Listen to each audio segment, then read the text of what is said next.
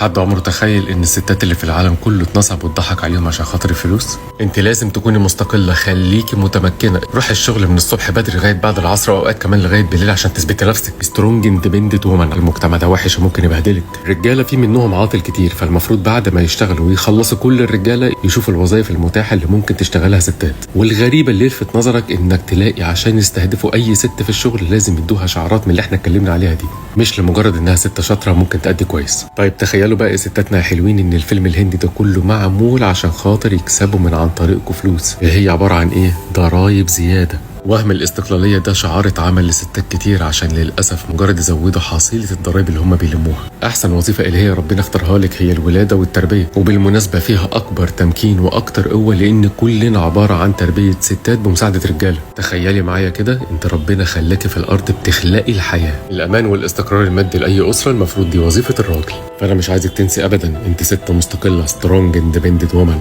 كسبيهم وتفعلهم كويس. فبيت ايه وتربيه ايه؟ احنا في 2025 والحياه مشاركه. فكري فيها، في كلام كتير شكله بسيط بس بجد هو مهم. بدل كملتوا الفيديو لغايه الاخر معناه ان المحتوى عجبكم، وهنا احب احييكم واقول لكم استمروا، ذوقكم تحفه. لايك وشير وساعد ان محتوى جميل زي ده ان هو ينتشر. انا هيثم المعداوي، وان شاء الله هكون واحد من اشهر الناس في مصر. اشوفكم المره الجايه، مع السلامه.